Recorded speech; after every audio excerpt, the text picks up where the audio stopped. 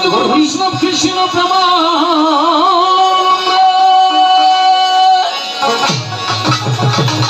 Hare Hare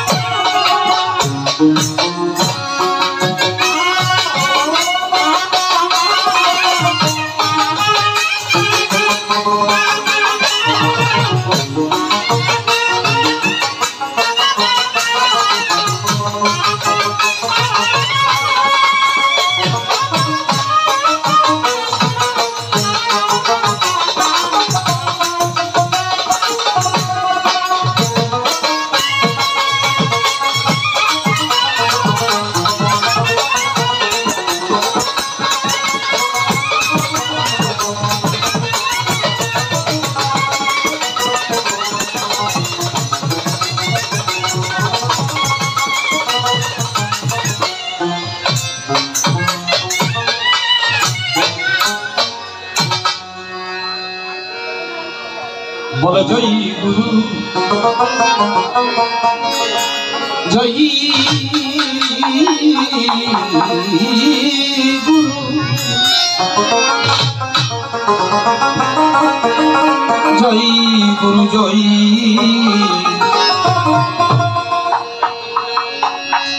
जय गुरु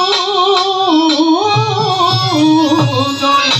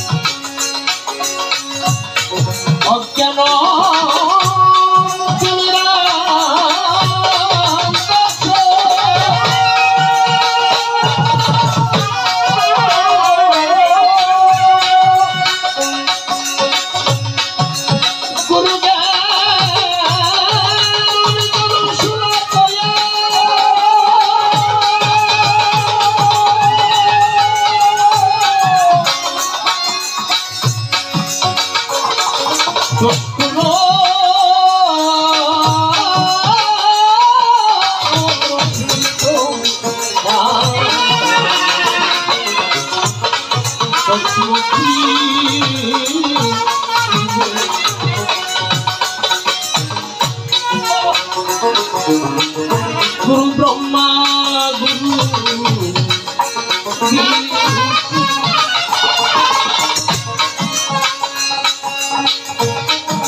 Guru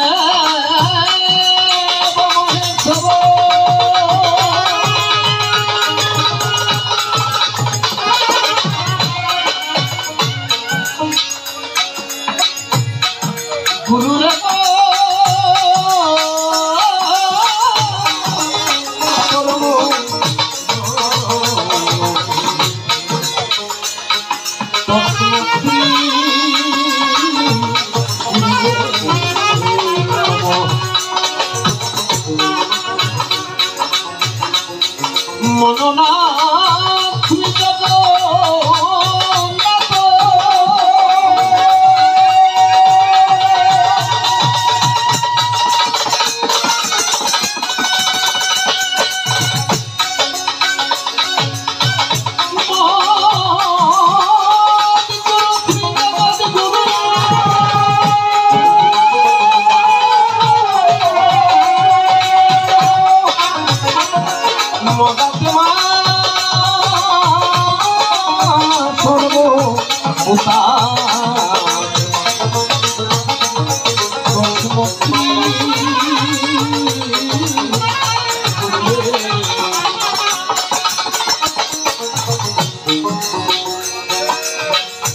Saraswati মহাভাগে বিদ্যে কমল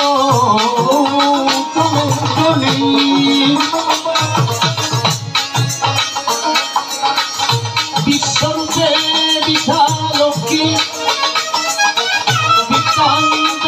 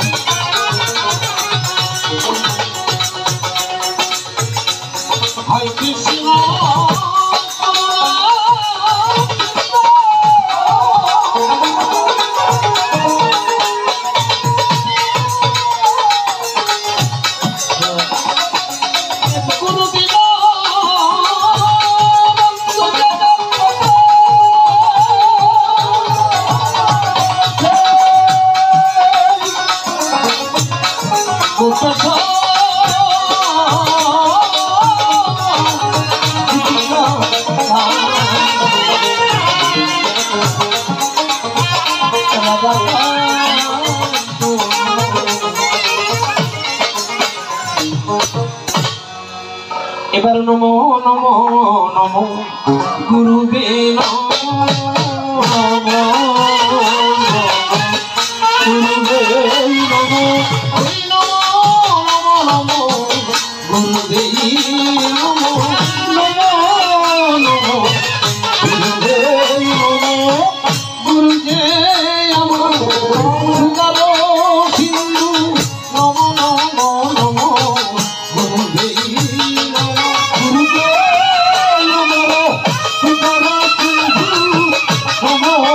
নমো গুরুবে নমো নমো নমো নমো গুরুবে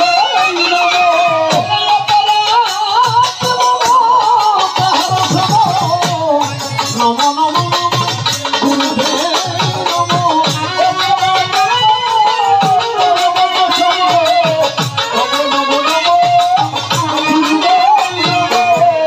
একবার গুরুদেবে কৃপা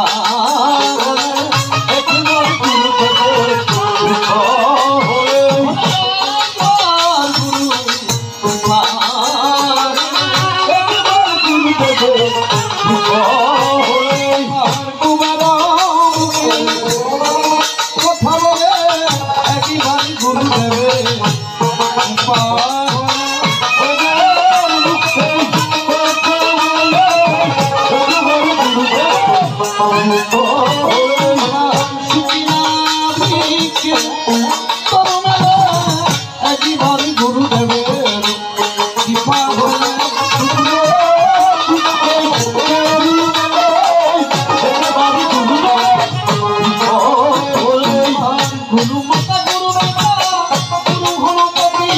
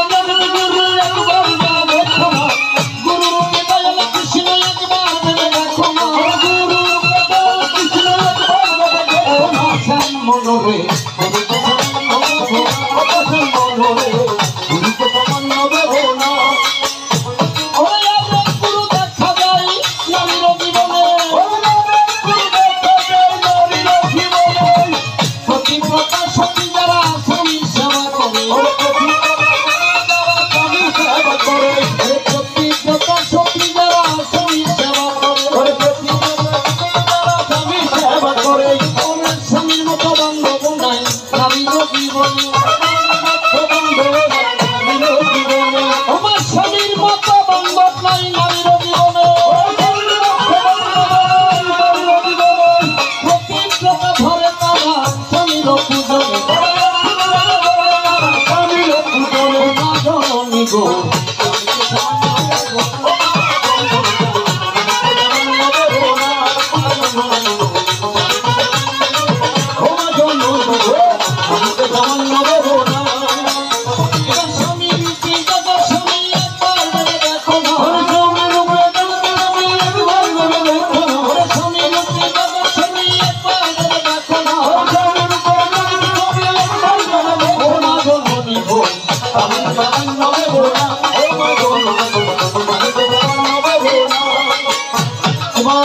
হরে কৃষ্ণ গণ কোথায় হরে কৃষ্ণ গণ পদমের রাখিবন কোথায় প্রভু কৃষ্ণ গণ পদমের রাখিবন কোথায় হরে কৃষ্ণ গণ পদমের রাখিবন এবার করুণা করুণা এবার করুণা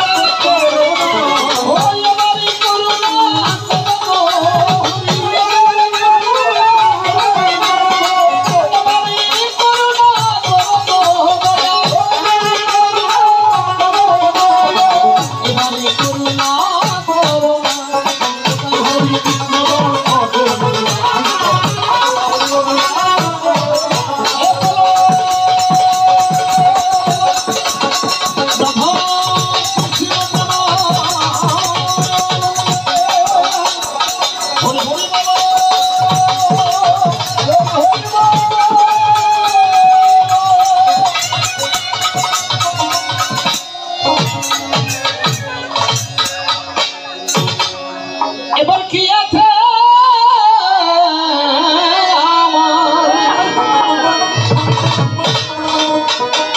গুরু তোমার পুজিবা কি দিয়ে পুজিব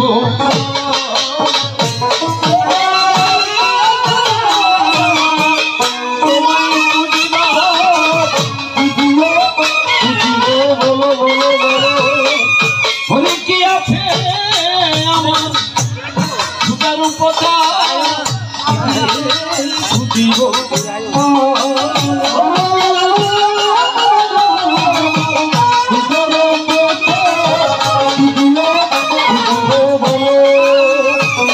আমি বহুদিন ধরে কাঁদিয়ে কাঁদিয়ে রেখেছি নয়নের জল আমি বহুদিন ধরে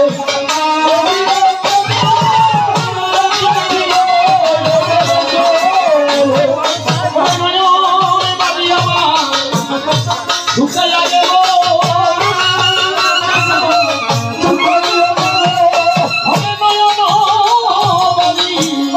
শুকাইয়া গেল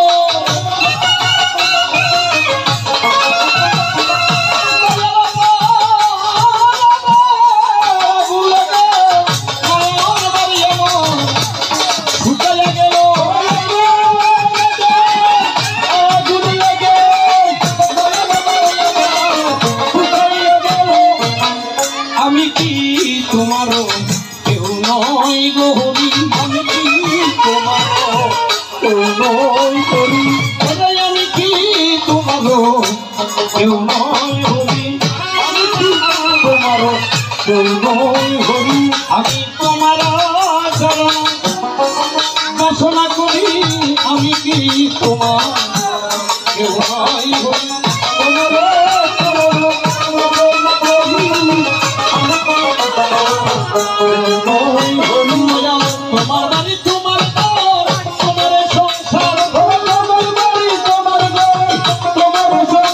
আমি তোমার রাজ্যে বসত করি কিছু নাই আমার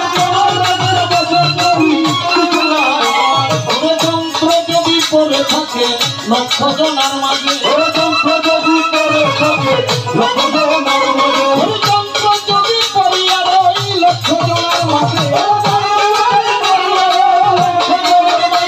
আমি যন্ত্রী কবি হরি যন্ত্র কেমন করে বাজে যন্ত্রী কবি হরে যন্ত্র কেমন করে বাজে আর বাজাও দয়াল বাজাও না বাজাও দয়াল বাজাও না বাজাও হরি বাজাও না বাজাও হরি বাজাও না তুমি যেমনি বাজাবে তেমনি বাজে বাজাও দয়াল বাজাও না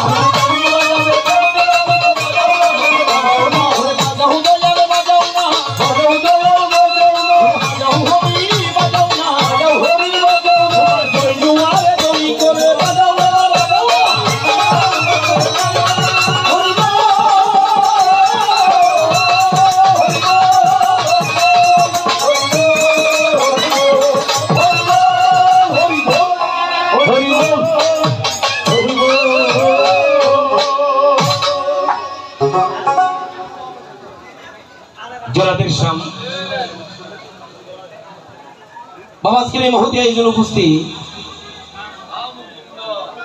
দূর দূরান্ত থেকে আগত মহারথী সাধুগুরু বৈষ্ণব যথা নররূপী শ্যাম আর নারীরূপী একটা সত্যের অংশভূত আমার মাতৃ জননী যারা আজকের আয়োজন উপস্থিত এবং বহিরাগত গৃহে বসে যারা আজকে আমাদের আসরে আপন কীর্তন শ্রবণ করছেন বাবা আপনাদের মাঝে যারা আমার মাতা পিতার সম আসল সূচনায় সবার শ্রী কোমল পদপদ্মে অদম দীনদাসীর ভক্তিপূর্ণ প্রণতি গ্রহণ করবেন আর যারা আমার বন্ধু সম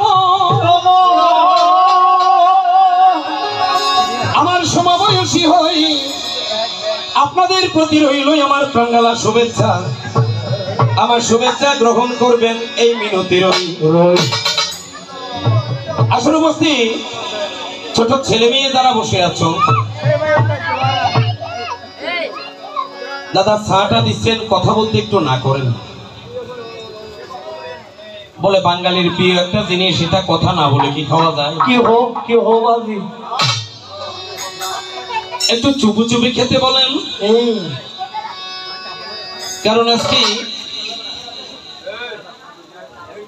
কবির সাহার একজন মহারথী ব্যক্তি চরণ তলে এসেছে আমরা দু চারটি কথা আলাপন করবো বলে যে স্থানে যে ধামে যে পুণ্যময় ভূমিতে বাবা আমার এর আগে আর কোনোদিন আসা হয়নি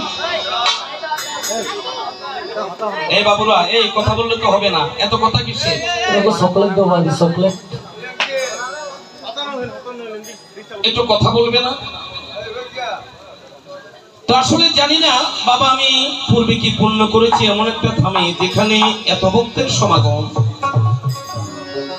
আমি অনেক আগে শুনেছি বটে ফুলিনশিলের বাড়িতে কবির সাহা নামে একটা মহারথী ব্যক্তির একটা কি রয়েছে মাতার রহিয়াছে আজকে গুরু গোবিন্দের কৃপা গুণে আমার মাতা পিতার পুণ্য ফলে আপনাদের চরণ পাশে এসে উপস্থিত হয়েছি ছোট তো বাবা যদিও মনের মতো করে হয়তো কিছু বলতে পারবো না কারণ আমি নতুন করে পরিচয় দেওয়ার মতো কিছু নেই বাবা ছোট করে যাই নরদমের নামটা হচ্ছে বাবা জিনুক দাস সীতাকুণ্ড থানার অন্তর্গত দক্ষিণী বাঁশবাড়িয়া নরদমের বসবাস জানি না পূর্বের কিবা পুণ্য ধীরে ধীরে জমা হয়েছিল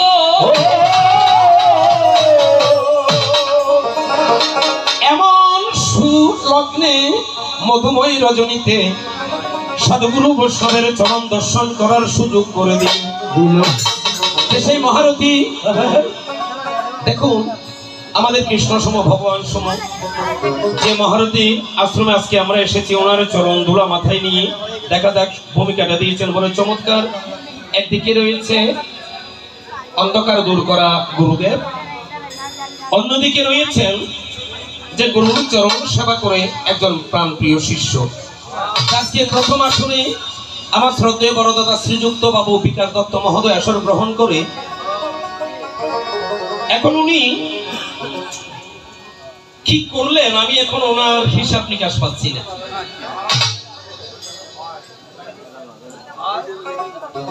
হিসাব নিকাশ পাচ্ছি না কেন উনি প্রথম আসরে এসে বললেন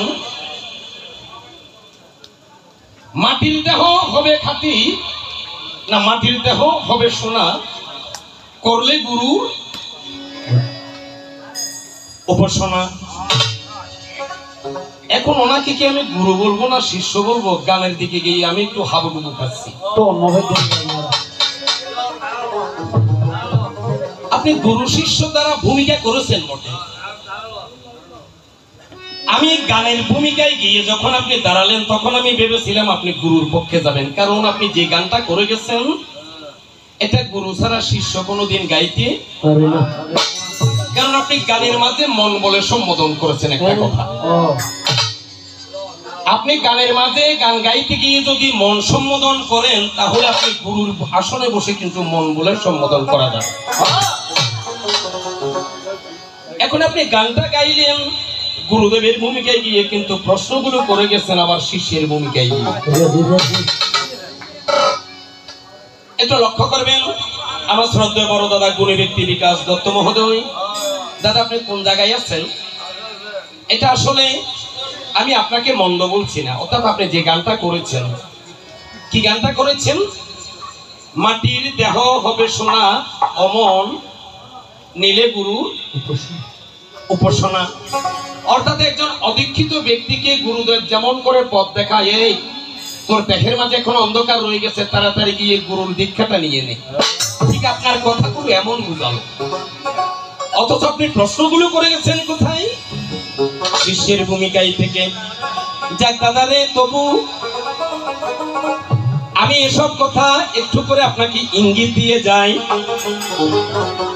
আপনি আসল সমাপনে শিষ্যের আসনে বসিয়ে আমাকে দুটি কথা জিজ্ঞাসা করলেন, গুরুর দৃষ্টিতে যাই।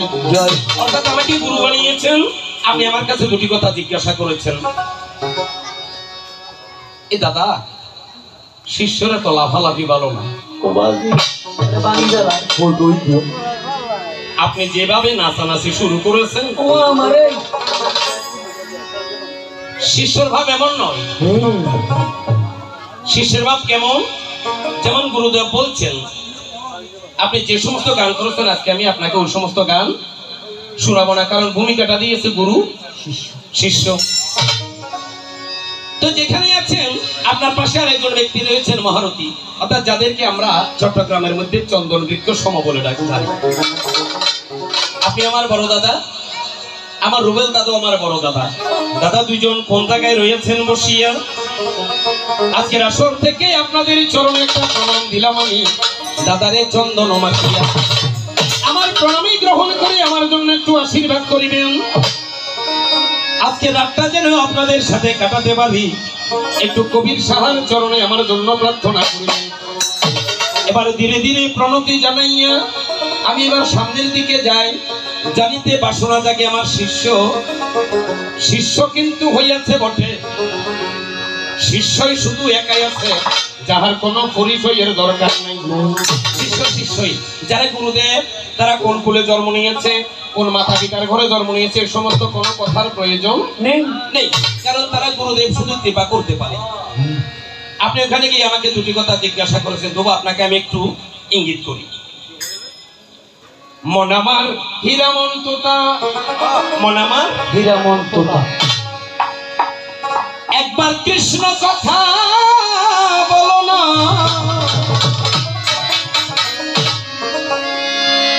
তোমার গনার দিন ফুরাইয়া গেলে, দিন গেলে দিন আর বাজে না।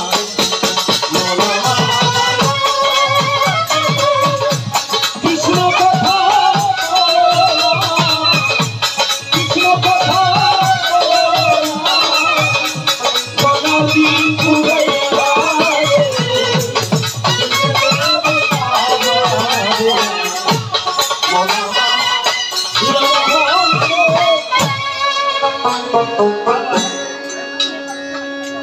ছোট মন আমার হীরামন্ততা। তুমি এবার বসে বসে ভাবো এই গানটা কি গুরু গাইছে নাকি শিষ্য গাইছে? আমি তোমাকে আদেশ করছি, মন আমার হীরামন্ততা, একবার কৃষ্ণ কথা বলো না, গনার দিন ফুরাইয়া গেলে, দিন গেলে দিন আর পাবে না। আমি যেখানে মন সম্বোধন করেছি তাহলে দেখা যায় আমি গুরুর ভূমিকায় বসে আছি, এই কথাটা আমি তোমাকে একটু ইঙ্গিত করে যাই। অর্থাৎ গুরু শিষ্যর দ্বারা, তবে আপনার একটা কথা ভালো লেগেছে, গুরু শিষ্যের দ্বারা কিন্তু এত সহজ নয়। গুরু শিষ্য বড় জটিল একটা ভূমিকা দিয়েছেন। তো আজকে যারা গুরু শিষ্যের ভূমিকাটা দিয়েছেন আপনাদেরকে শতকোটি প্রণাম। দেখা যাক, আমার শ্রদ্ধেয় বড় দাদা বিকাশ দত্ত মহোদয় উনি কিছু আলোচনা করে গেছেন, আমি ওনাকে একটু বিশ্রাম দেওয়ার জন্য বা ওনার আরেকজন যে গায়ক এসেছেন ওনাকে একটু বিশ্রাম দেওয়ার জন্য আমিও মাঝে মাঝে এসে একটু আপনাদের সাক্ষাতে উপস্থিত হব। দেখি ওনারা কোন দিকে আজকে যাচ্ছেন, আমি ঠিক কি করব। গুরু যখন বানিয়েছেন আমাকে তো তাদের পিছে পিছে যেতে হবে, অসুবিধা নেই। লক্ষ্য করেন, দেখ ছোট করে একটা আসর করে চলুন একটু দেবী পদ্মাবতী জীবন বৃত্তান্তে যাই, তারপর আমি আমার শিষ্যের কথার দিকে যাত্রা করব। আজকে শ্রাবণের 10 তারিখ। আমার মাতৃজননী যারা আছেন বাবা, গ্রন্থটার নাম দিয়েছে মনসা পুঁথি। দেখতে চোখে মিলাই, ছোট্ট একটা গ্রন্থ, অথচ 22 জন কবি মাথার গাম ঝরিয়ে বলছে এই ছোট্ট পুঁথির মধ্যে যত কিছু আছে এই সমস্ত কিছু নিতে হলে 5টা জাহাজের প্রয়োজন হবে। পুঁথিটা দেখতে লাগে ছোট, কিন্তু পুঁথির মধ্যে যে সমস্ত পরিপূর্ণ মাল বোঝাই করে দিয়েছেন 5টা জাহাজে নাকি নিতে পারবেন। তো আজকে 22 জন কবি মিলিত হয়ে বলছে এই দেবীকে সামান্য বাবা যাবে না। দেবীর পুঁথির প্রথম পাতায় লিখেছে, অপুত্রকে পুত্র দাও, নির্ধনীরে ধন দাও, শোক দুঃখ কর নিবারণ। তুমি দেবী হর সুতা, উমায় অস্তিক মনির মাতা, তুমি দেবী ভুবন। অর্থাৎ দেবীর কাছে কেউ যদি মনোবাঞ্ছা দুহাত বাড়িয়ে আপনি চাইতে পারে, যদি আপনার মন পবিত্র হয়, এবছর চেয়েছেন আগামী বছর আপনার মনস্কামনা পূর্ণ হয়, অর্থাৎ মনের আশা পূর্ণ করতে পারে বলে দেবীর এক নাম মনসা। দেবী সকল ভক্তের মনস্কামনা পূর্ণ করতে পারে। এই জন্য দেবীকে ছোট বাবার কোনো প্রয়োজন নেই। আজকে 22 জন কবি মিলিত হয়ে বলছে কি, একটু লক্ষ্য করবেন, আমার গোবিন্দ কি, অর্থাৎ আমার ভগবানও দেবীর কৃপা জানে না। ওমা জানে তো বলিলা ও ভবতারিণী, আমার গোবিন্দ কি জানে।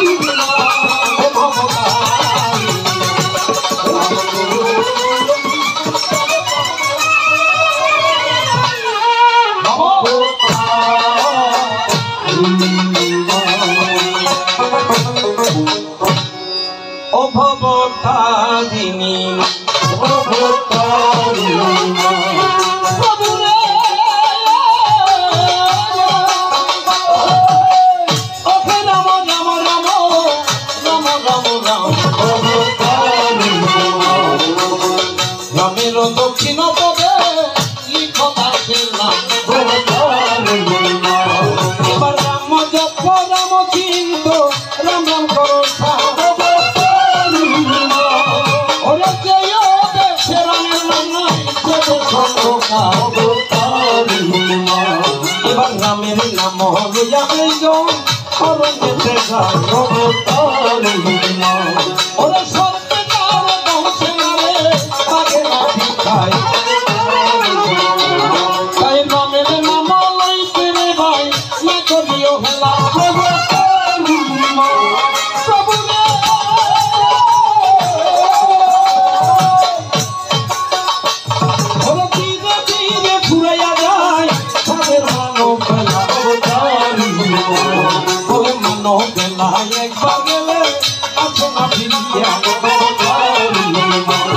তাই সময় থাকতে মারা যাব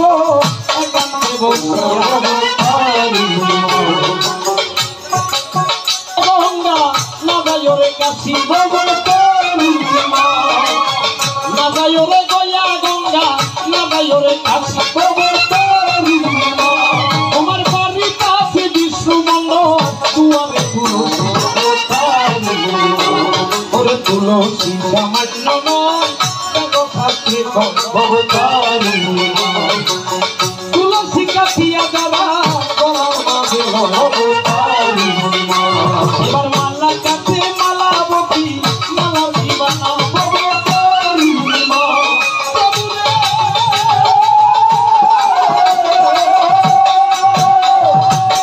মালা বাজাইয়া দিল বক্তের রসনা তুলসীর মালা বাইরে যারো করে থাকে ওরে এক দুজন বুড়ো হবে যমরাজা এবার যমরাজা দেখে বলে চিত্রগুপ্ত যারা বলে তুলসী আছে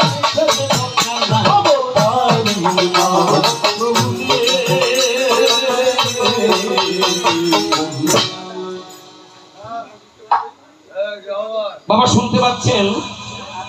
দেখ আমার শ্রদ্ধেয় বড় দাদা বিকাশ দত্ত মহোদয় যেখানে পুঁথিটা রেখে গেছে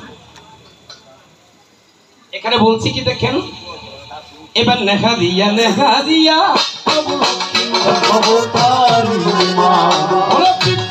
সুন্দরী কান্দে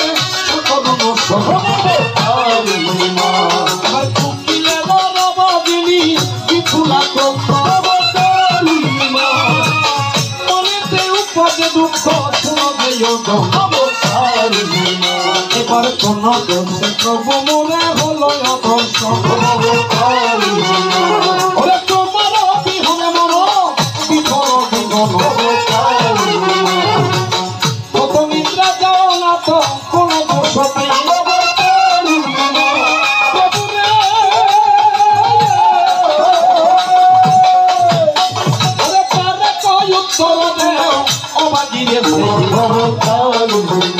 এবার মুখে মুখে বুকে বুকে একত্র সে করি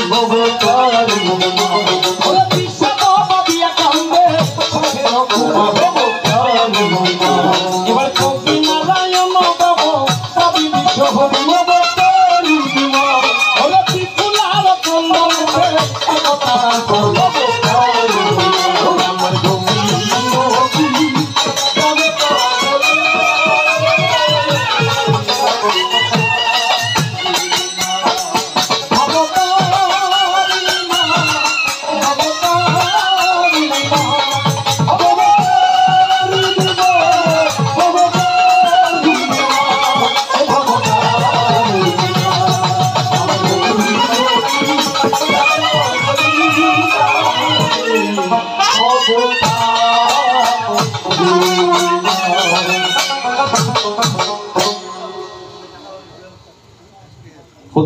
শেষ করলাম।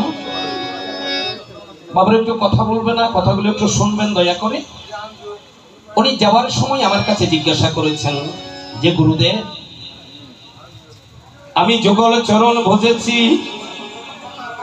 রাতুল চরণ ভজেছি, কৃষ্ণ চরণ ভজেছি, অভয় চরণ ভজেছি, অগোবিন্দ দেখিবারে ভাই তোমার দর্শন নাকি হলো, বলো কোন কথাই,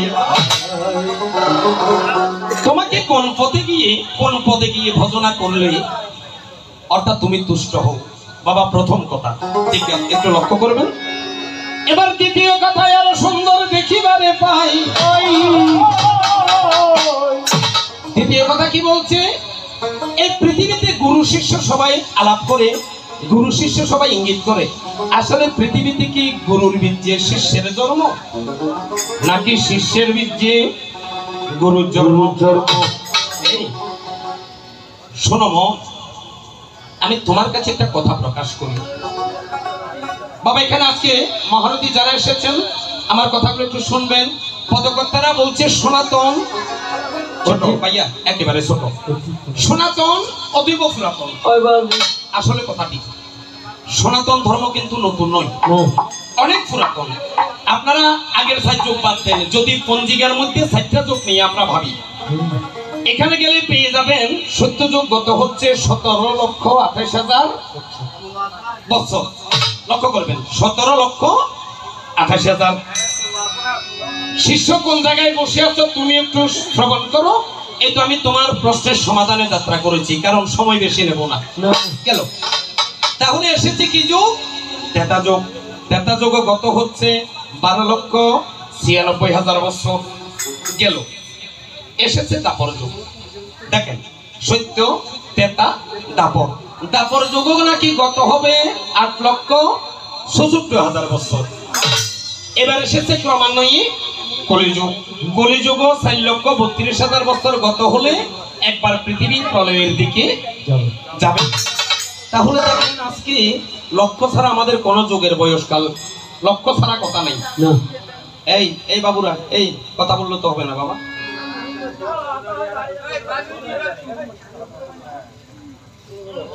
এই আছে, তোমাদেরকে জিজ্ঞাসা করার কিছু আছে, কিন্তু বলতে হবে, কারণ এত কথা যখন জানো তাহলে কাজের কথাও তো 2-1টা আমাদের জানা প্রয়োজন। হ্যাঁ, তোমাদেরকে জিজ্ঞাসা করবো, একটু বসো, আমি সমাধানটা শেষ করি, তারপর তোমাদের কাছে যাব। দেখি গুরু গোবিন্দ তোমাদের কতটুকু কৃপা করেছে, তোমাদের কাছে যাবো। এখন একটু আমার কথাগুলো শুনো। তাহলে বাবা বলছি কি, লক্ষ্য ছাড়া যুগের বয়সকাল কথা নেই। এই জন্য গুণীজন মণিজন ঋষিরা বলছে সনাতন অতীব পুরাতন। কিন্তু বাবা দুঃখের বিষয় হচ্ছে কি জানেন, আজকে সনাতনী ভক্ত যারা আছে আমরা নতুনের থেকে নতুন হয়ে বসে আছি। অর্থাৎ জানি না বলতে কিছু জানি না। পাছে লোকে কিছু বলে, কেউ যদি আমাদের ধর্ম বিষয়ে আমাদেরকে কোনো প্রশ্ন করে, আমরা মাথা নিচ করে বসে থাকি, তার প্রশ্নের সমাধান দিতে পারি না। পারি না কেন? এইদিকে আমরা একটু পিছিয়ে হতে আছি। কথাগুলো বুঝবেন তো। এজন্য পদকর্তারা বলছে সনাতন অতীব পুরাতন। কিন্তু সনাতনী ভক্ত যারা আছে এরা নতুনের থেকে নতুন, এরা নতুন, অর্থাৎ জানি না বলতে কিচ্ছু জানি না। সেখানে গেলে আমার শিষ্যের প্রশ্নের দিকে একটু ছুটে যেতে হয়। বাবা বুঝবেন, গুণীজন জ্ঞানীজন বলছে জ্ঞানের অপর নাম জ্ঞান, জ্ঞানের অপর নাম ধ্যান, ধ্যানের অপর নাম ব্রহ্ম, ব্রহ্মের অপর নাম হচ্ছে যার যার নিত্য কর্ম। কর্ম। এখন আমরা গান চিনি, জ্ঞান বুঝি, দেখেন ধ্যানও বুঝি, কিন্তু নিত্য কর্ম সম্বন্ধে আমাদের কারো কোনো অভিজ্ঞতা নাই। তাই শুনো আমার শিষ্য কোন জায়গায় রইয়াছ বসিয়া, নিত্য কর্ম কারে বলে? এই নিত্য কর্মে যদি একবার যেতে পারো, তোমার প্রথম প্রশ্নের উত্তর পাবে আনন্দে। নিত্য কর্ম কি? নিত্য কর্ম আপনাকে আগে গুরুদেবের কাছে উপস্থিত হতে হবে। এখনকার যুগে দেখা যায় 80-90 বছর বয়সের মানুষ গুরুর জিজ্ঞাসা করলে গুরু দীক্ষা নিতে নাও পারে। অনেক মানুষ এখনো বিচরণ করছেন পৃথিবীতে, জিজ্ঞাসা করলে বলে আমি গুরু দীক্ষাটা এখনো নিতে পারলাম না। কেন পারলেন না? কেন? আপনি 90 বছর পৃথিবীতে বিচরণ করেছেন, বিধাতার দেয়া 90টা বছর আপনি পৃথিবীতে হেসে খেলে কাটিয়েছেন, আপনি গুরুদেবকে কেন 10টা মিনিট সময় দিতে পারলেন না? যারা গুরুদেবের কাছে যেতে পারেনি, গুরুদেবের দীক্ষা পাইনি, তারা নিত্যকর্ম সম্বন্ধে বুঝবে না। তাই তোমার কাছে আমি তার প্রমাণ দিয়া যায়। যারা রয়েছেন অদীক্ষিত এখনো আজকে এই ধর্ম সবাই, আমারে যারা অদীক্ষিত রয়েছেন, সৎ কাজ শীঘ্রই ভালো। সৎ কাজ শীঘ্রই ভালো কেন? অসৎ কাজ ভাবি চিন্তি। এখন কলিজি বেত চতুর, অসৎ কাজ আগে করে। যেটা সৎ কাজ এটা এক পাশে ফেলে রেখেছে, অসৎ কাজ যেটা এটা তাড়াতাড়ি করতে চাই। এই জন্য আমাদের দুর্গতির কোনো শেষ নাই।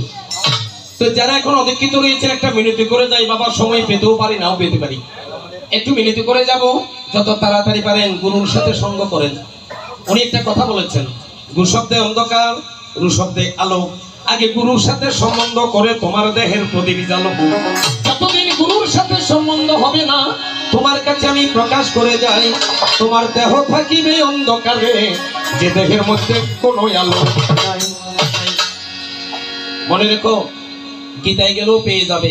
গীতার মধ্যে বলছে ভগবান আমি গুণের বিচারটা করি। এই জন্য গীতার একটা শ্লোকের মাধ্যমে বলছেন চাতুর্বর্ণাং মায়া সৃষ্টাং গুণ কর্ম বিভাগস, অর্থাৎ বর্ণ চারটা, ব্রাহ্মণ, ক্ষত্রিয়, বৈশ্য, শূদ্র। আজকে ব্রাহ্মণ, ক্ষত্রিয়, বৈশ্য, শূদ্র আমরা সবাই মায়াগ্রস্ত। মায়া ছাড়া কেউ নেই, অর্থাৎ টাকা পয়সা আমরা সবাই চিনি, কিন্তু পরপারে নিতে পারবো কিনা এটা কয়জনে ভাবে। ঘর করি, বাড়ি করি, টাকার বস্তা ভরে রেখেছি, কিন্তু একদিনও বসে ভাবলাম না আমি বাঁচবো কতদিন। আমার টাকা, আমার ঘর, আমার বাড়ি করছি বটে, কিন্তু আমি কার? আমি তো আমার নই। এক সময় সে দেখা যায় যখন বিধাতার গণার দিন শেষ হবে, তখন যাওয়ার সময় ছেলেরা বাবার পায়ে ধরে কাঁদে, মেয়েরা বাবার পায়ে ধরে কাঁদে, ও বাবা তুমি যদি চলে যাও আমাদের অবস্থাটা হবে কি? ঠিক সেদিন মানুষ বুঝে, এতদিন যে আমার ছেলে, আমার মেয়ে, আমার ঘর, আমার বাড়ি করেছিলাম, আজকে এসে দেখি আমিও আমার নয়, আমিও আরেকজনের। হ্যাঁ, সেখানে গিয়ে তোমার প্রশ্নের সমাধানে যাই। কোন জায়গাতে বসে আছো শিষ্য আমার, তোমার প্রথম প্রশ্নটা শুনো কাঙ্গা। এই জন্য তোমাকে আমি বলেছি মন আমার হীরামন্ততা, একবার কৃষ্ণ কথা বলো না। গণার দিন ফুরাইয়া গেলে, দিন গেলে দিন আর পাবে না। যেদিন চলে যাচ্ছে তোমারে জানাই, এখনো তোমার দেহের মাঝে শক্তি আছে, সাধন ভজন করতে থাকো। যখন শক্তি চলে যাবে, নিজে চলতে কষ্ট হবে, সাধন ভজন করিবার তখন সুযোগ তোমার নাই। যখন আমাদের গায়ে বল থাকে তখন আমরা সাধন ভজন করি না। যখন গায়ের বল ফুরে যায় তখন ভগবানকে হাজারবার ডাকি, হারে ঠাকুর যখন আমার পরিপূর্ণ বল ছিল তখন আমি তোমাকে সাধন করিনি, এখন আমি নিজেই চলতে কষ্ট পাচ্ছি, কিন্তু এখন তোমাকে সাধন করার বাসনা জেগেছে বটে, কিন্তু আমি সাধন করতে পারছি না। এই জন্য লালন বলছে সময় গেলে তোমার সাধন হবে না। ও মনা সময়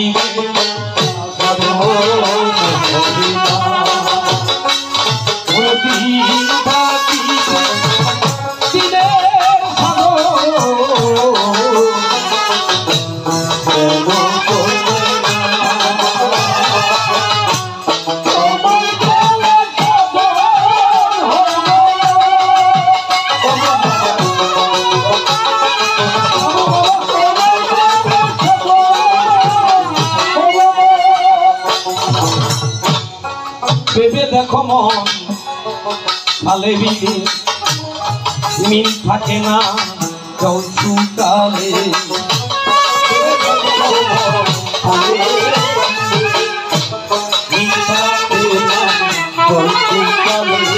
ওরে সুখ না দিলে পাগল দিলে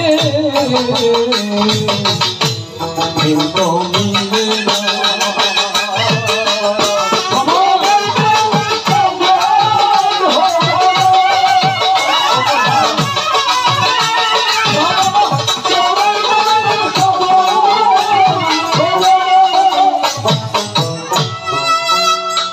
তাই শুনে আমার শিষ্য, তুমি কোন পদে ভগবানকে পাও নাই বলে মনোদুঃখ হয়, সেখানে গিয়ে আমার একটা কথা তোমার কাছে বলে যেতে হয়, এই তোমার সাধনে গলদ আছে।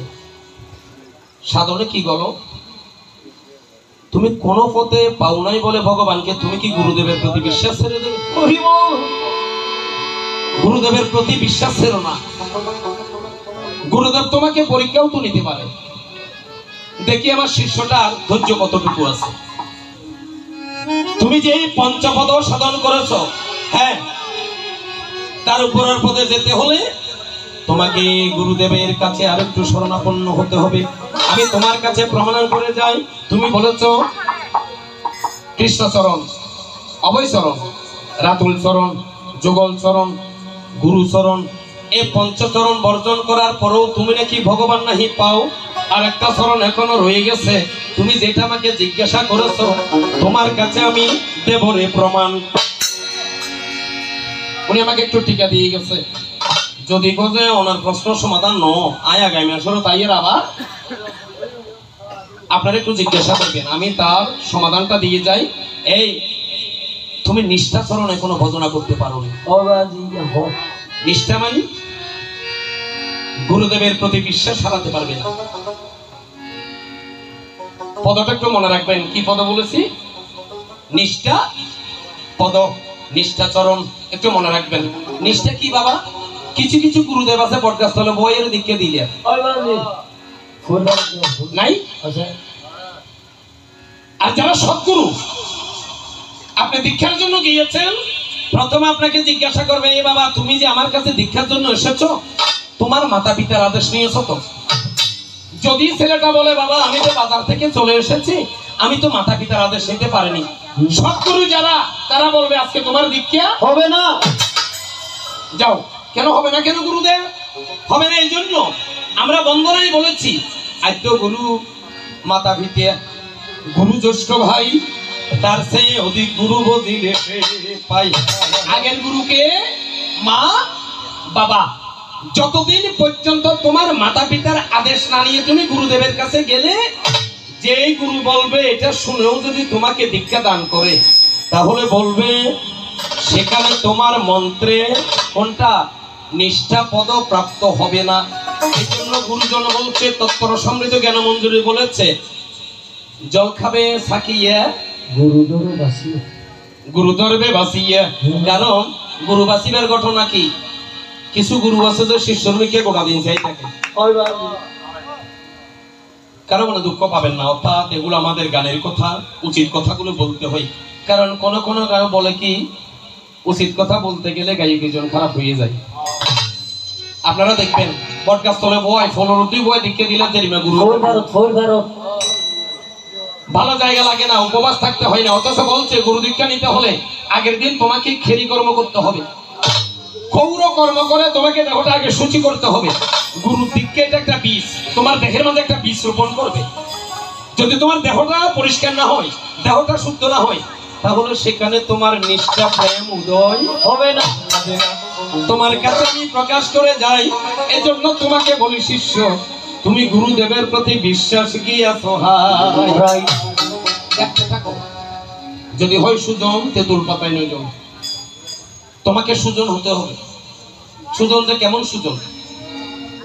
সেলিম নিজামীর গানও নিবে।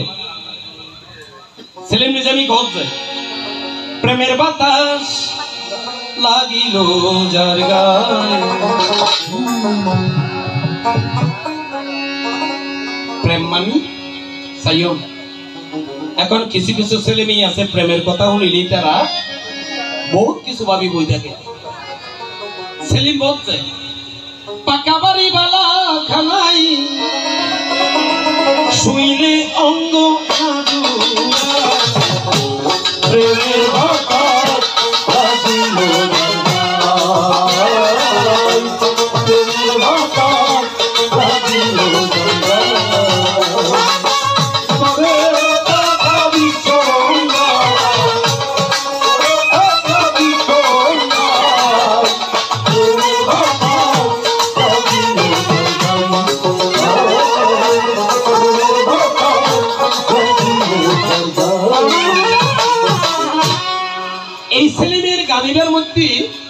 উপকলের মধ্যে পদ যায়, প্রেমিক মানুষ সোজা সরল, অন্তরে নাই কোন গরল। এ তুই এই মানুষ হইতে কোনটা? তোমার অন্তরে কোনো গরল নেই, থাকতে পারবে না যদি তুমি গুরুর আশ্রমে যাও। এই জন্য মুনি ঋষিরা বলছে, গুরুর আঙ্গিনায় বিচরণ করাটাই পুণ্যের অংশ। গুরু দামে একবার তাই গুরু এইলো মনের মধ্যে কালিজিন আসিলেন দেখি। আর যদি গুরু দীক্ষা নিতে না পারো, তুমি মানুষ কোন করতে চিন্তা করবে না। যারা গুরু দীক্ষা নাও নাই তারা পাষাণ প্রকৃতির হয়, কাম দিয়ান করিব শরীরে দুধ দিব, কারণ পিছনে কেউ আটকাইবার মানুষ নাই। যখন তুমি গুরু দীক্ষা নেবে দেখবে তুমি একটা অনিষ্ট কাজে যাওয়ার সময় তোমার মনে মনে একটা বাধা দেবে, আমার গুরুদেব বলেছে অসৎ কাজে না যেতে।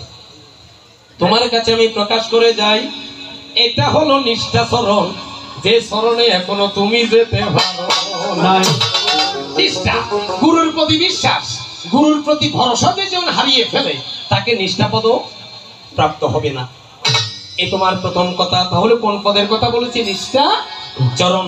তুমি নিষ্ঠাচরণ ভজনা করো, তোমার কাছে আমি প্রকাশ করে যাই, যদি আমার ভগবানের কথা সত্য হয় তাহলে আমার ভগবান তোমারে দেবে না ফিরে। এই তোমার প্রথম প্রশ্নের সমাধান। তুমি পঞ্চপদ সেবা করেছো বটে, কিন্তু নিষ্ঠাপদে এখনো তুমি যেতে পারোনি।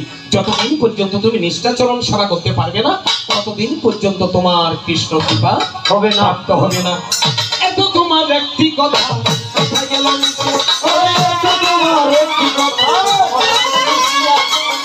এত তোমার একটি কথা কোথায় গেল? দ্বিতীয় প্রশ্নের কথা শুনো বসে বসে, আমার জানতে হলো বাসনা, জানতে হলো বাসনা, জানতে হলো বাসনা, শুনো শীর্ষ শুনো না, জানতে হলো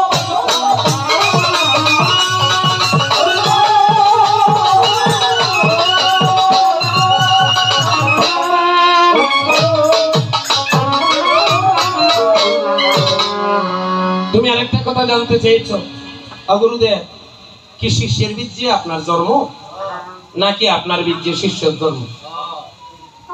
তুমি মনুসংহিতার একটা শ্লোক বলে যাই তোমাকে। বাবা, আমরা আমাদের ভালো মন্দ বিচার করি কখন? ছেলে জন্ম হওয়ার পর থেকে না, বিধাতার বিচারে বলছে যৎকালে পিতৃবিন্দু মাতৃগর্ভে নিয়োজিত, একটু বুঝবেন, যৎকালে পিতৃবিন্দু মাতৃগর্ভে নিয়োজিত তৎকালে লিখিত ব্রহ্মা জন্ম মৃত্যু শুভাশুভ। অর্থাৎ বলছে এই জন্য মাতা পিতাকে একটু সাবধান হতে হবে। মাতা পিতাকে সাবধান হতে হবে কেন? একটা ভালো সন্তান যদি আপনি গর্ভে পেতে চান তাহলে আপনার গর্ভাধানের একটা সময় আছে। গর্ভাধান মানে পঞ্জিকার মধ্যে লেখা আছে স্বামী স্ত্রী অর্থাৎ আমার মা বাবা মিলনেরও কিছু তিথি নক্ষত্র পঞ্জিকার মধ্যে আছে। একটু দেখবেন, আমরা কিন্তু এই সমস্ত কিছু দেখি না, কারণ কলিজীব তো অন্নগত প্রাণ নারীগত মন, অর্থাৎ নারী দেখলে হইল। অথচ পদকর্তারা বলছে নারীর মধ্যে পর্যায়ে 4 রকমের নারী আছে, কিন্তু এই সমস্ত চিন্তা করার সময় নেই। এখন আমরা চিন্তা করি নারী হলেই হবে, অথচ মনুসংহিতায় লিখেছে আপনি ভালো সন্তান পেতে হলে তোমার দ্বিতীয় প্রশ্নের কথা শুনো, কি গুরুর বীর্যে শিষ্যের জন্ম নাকি শিষ্যের বীর্যে গুরুর জন্ম? আমি তোমার দ্বিতীয় প্রশ্নের দিকে যাচ্ছি, একটু লক্ষ্য করবে। বলছে কি যৎকালে পিতৃবিন্দু মাতৃগর্ভে নিয়োজিত, অর্থাৎ আমার বাবা যখন আমার মায়ের সাথে মিলনে, যখন আমার বাবার মস্তক থেকে বিন্দুটা আমার মাতৃজঠরে প্রবেশ করেছে, ঠিক তখন সময়টা যদি ভালো হয়, কথাটা একটু বুঝবেন, সময়টা ভালো হলে তবে এই গর্ভের মধ্যে একটা ভালো সন্তান জন্ম। আর যদি অসময় হয় তাহলে গর্ভের মধ্যে সোর ডাকাইতে নয় কি, একটু বুঝবেন।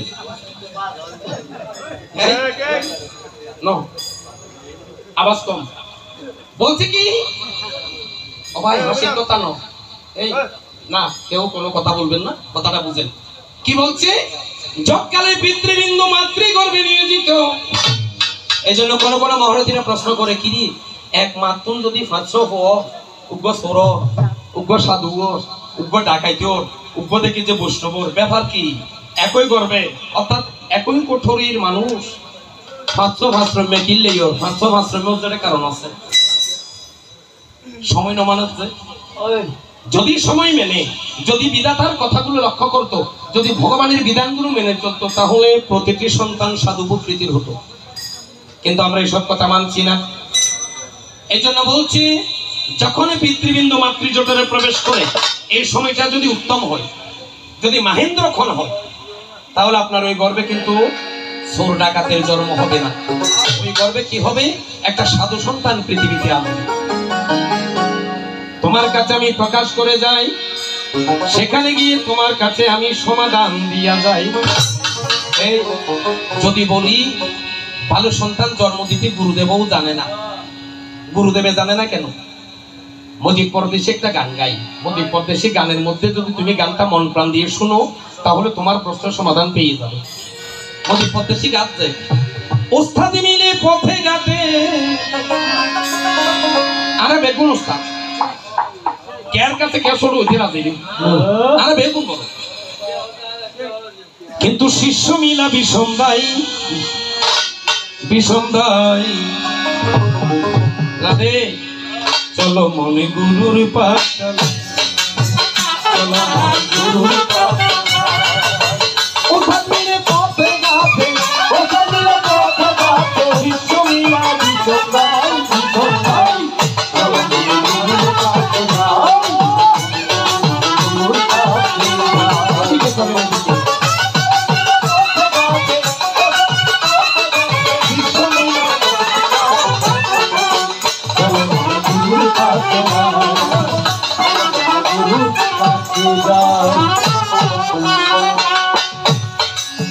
শিষ্য হওয়া মুখের কথা এত সহজ নয়,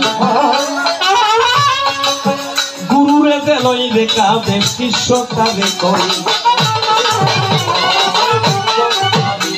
ওরে শিষ্য হওয়া মুখের কথা এত সহজ নয়, গুরুরে দেলই রেখা বেশ শিষ্যটারে কই। গুরু শিষ্যের হবে মিল, গুরু শিষ্য হবে মিল, গুরু শিষ্যের হবে মিল, দেখো একদিন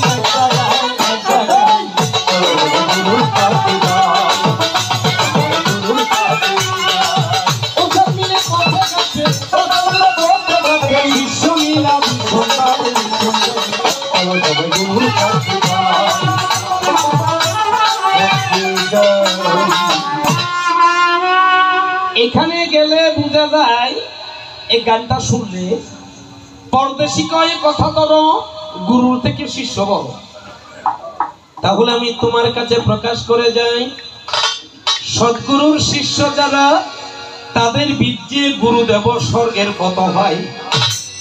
এই জন্য পদকর্তারা বলেছে পিতা যদি ভাগ্যবান হয় পুত্রের পড়ায়, পুত্র ভাগ্যবান হলে গয়া গঙ্গা যায়, গয়া গঙ্গা যাইয়া পুত্র দিলে ধরে কুশ, একে একে উদ্ধার করে পুরুষ। এখানে বোঝা যায় শিষ্যের বীর্যে গুরুর জন্ম। তোমার কাছে আমি প্রমাণ দিয়া যাই, এই কারণে শাস্ত্র মতে প্রমাণ আছে, বলে শিষ্যের চরণ ধরে গুরুদেব নাকি স্বর্গে চলে যায়।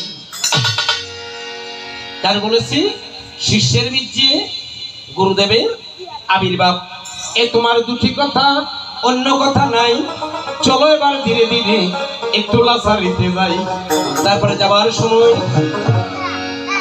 আমার শিষ্যকে আমি দুটি কথা জিজ্ঞাসা করে যাত্রা করব, আর অন্য কিছু বলবো না।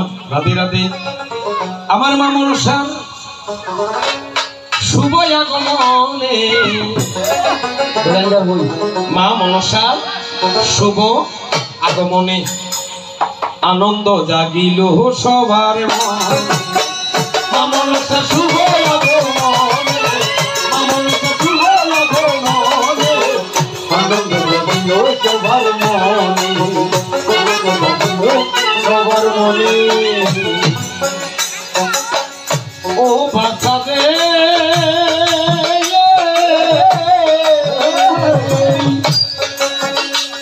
মায়ের রূপ দেখি মনোহর,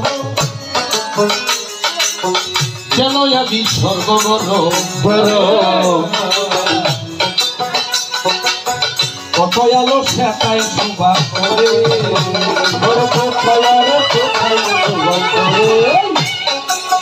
উলু উলু ধ্বনি করে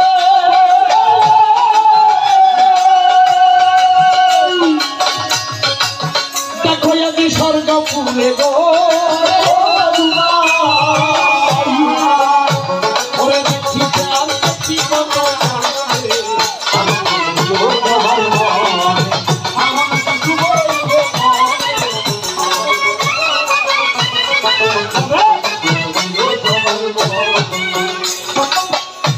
মনরে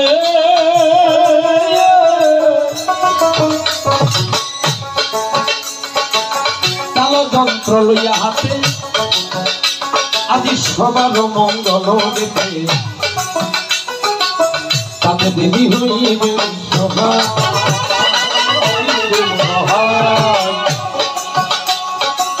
বসন বাদিয়া গলে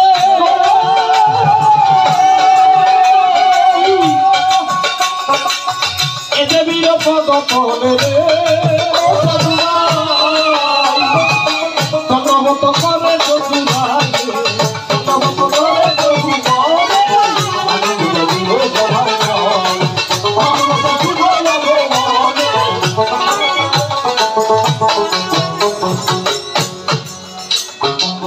রাধে রাধে রাধে রাধে রাধে রাধে রাধে রাধে তুমি গেলে জমগরে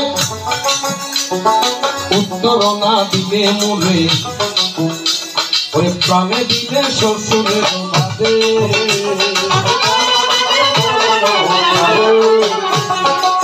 না হইল অস্ত ছাবি ওরে কালো রাত্রে হইল রাবি ওরে মনেতে হইল বড়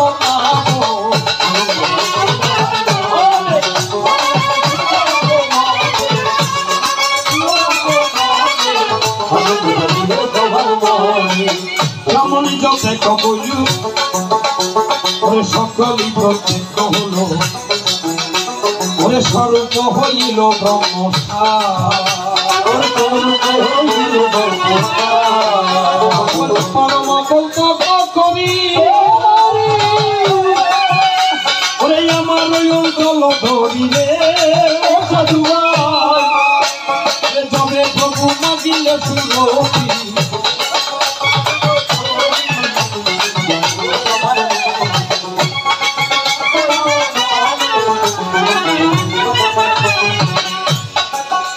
এবার তোমাকে মজিল প্রাণ শোনো আমার প্রাণের স্বর্ণ আরো কি বলিব তপস্থারে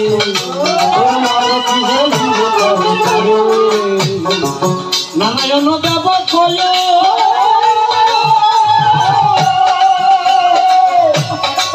সুখ বিবল্লভ হয় রে ও সাধুভাই কালিনাকে খায় লক্ষ্মী ঘরে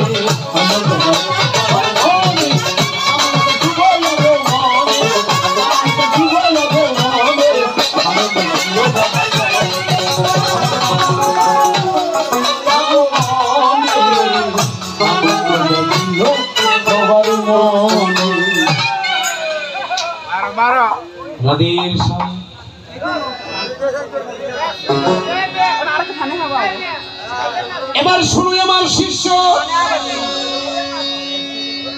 কোন জায়গায় রইয়াছ বসিয়া তোমাকে দেহের মাঝে গিয়ে একটা কথা জিজ্ঞাসা করি তারপর তোমার সাথে আলাপ হবে এই এই ছেলেরা এই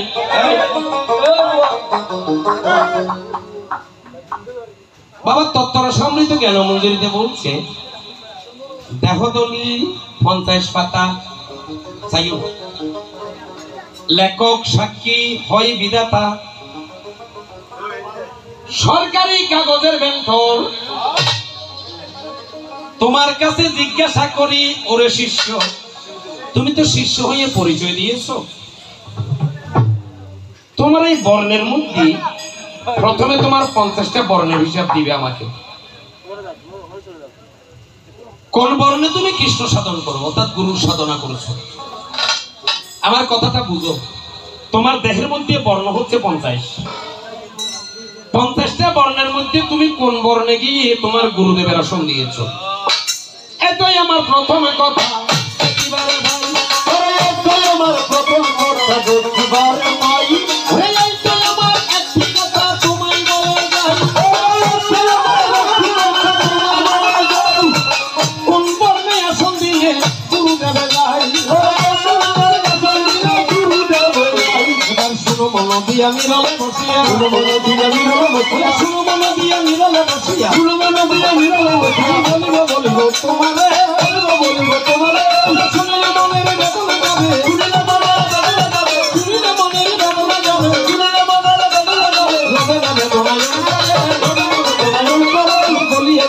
আপনে মনে ভুলিয়ে যাবো আপনে মনে ভুলিয়ে যাবো আপনে মনে ভুলিয়ে যাবো আপনে মনে তোমার আমার প্রেম বন্ধনে ভুলিয়ে যাবো আপনে মনে তোমার আমার প্রেম বন্ধনে ভুলিয়ে যাবো আপনে মনে জয় তোমারে আপনি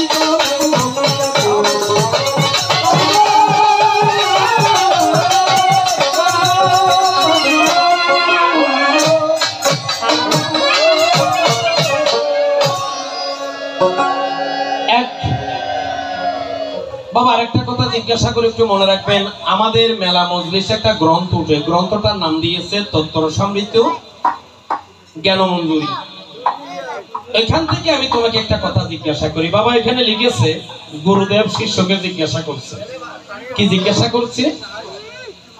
কোথায় গুরুর জন্ম হইল, কোথায় গুরুর বাস? বুঝো কি তত্ত্ব পাইয়া তুমি হইলা তাহার দাস। শিষ্য তোমার কাছে আমার জিজ্ঞাসা, কোথায় গুরুর জন্ম হলো, কোথায় গুরুর বাস? কি তত্ত্ব পাইয়া তুমি হইলা তাহার দাস? কি ধন পাইয়া তুমি বান্দা দিছ মন? কি তত্ত্ব জানতে গিয়ে জীবন করলে সমর্পণ?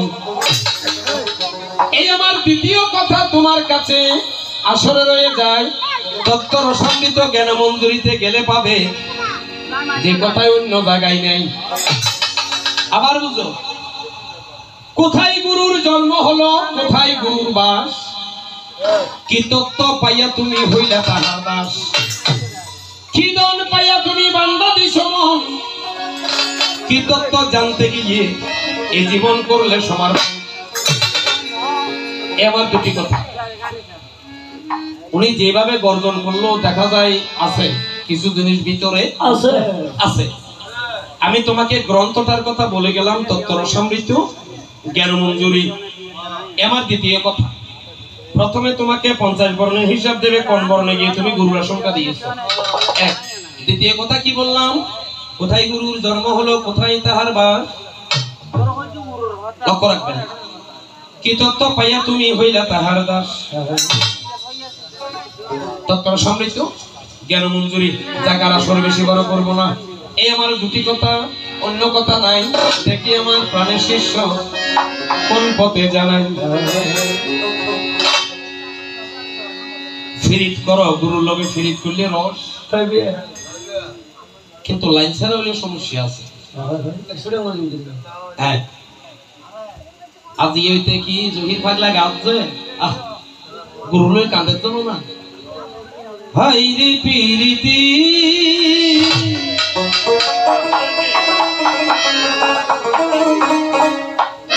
আমি বুঝলাম না রীতি,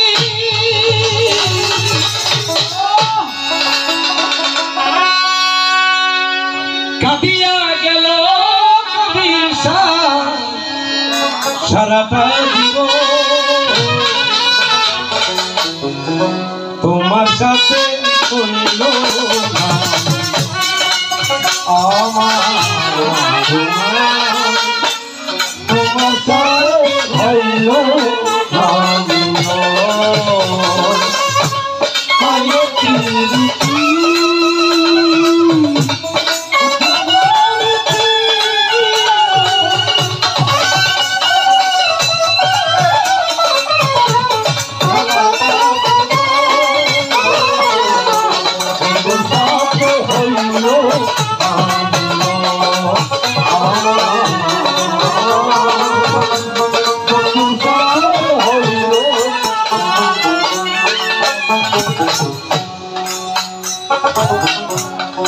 কত আশা করে আমি বাঁধলাম সুখের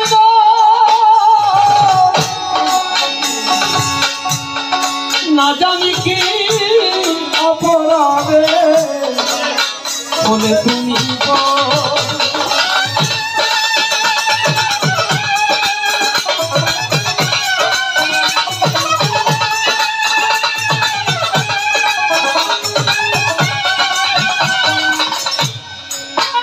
আশা করে আমি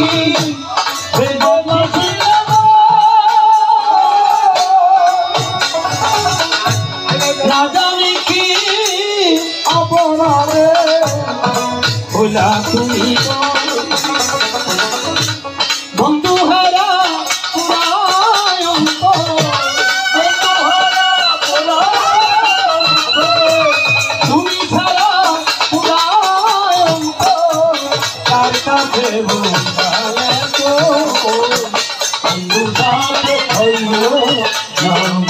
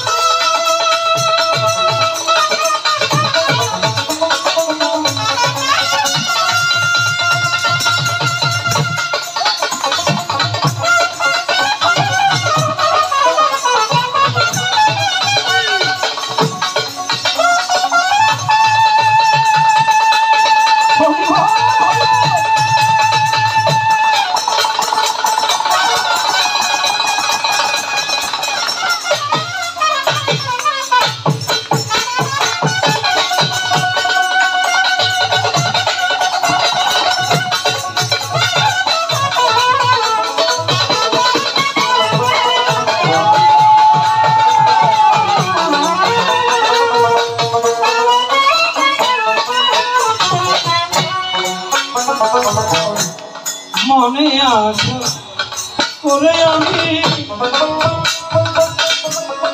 বাজি সুখের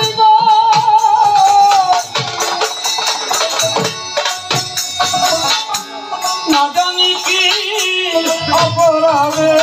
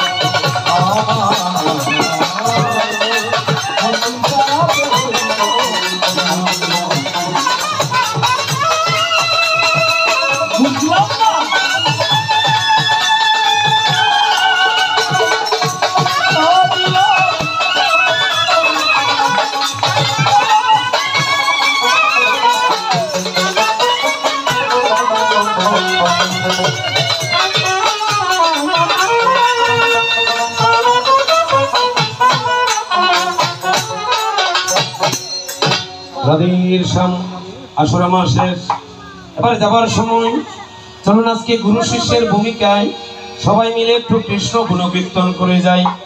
এবার কৃষ্ণ কৃষ্ণ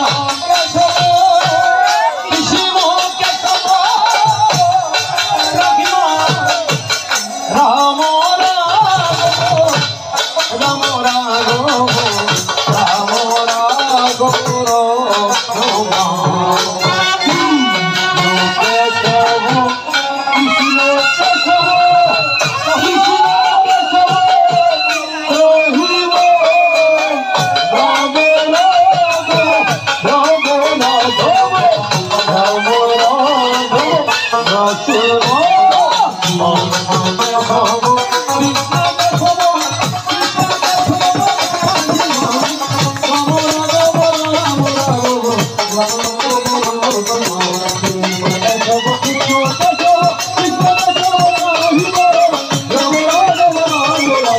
Bravo.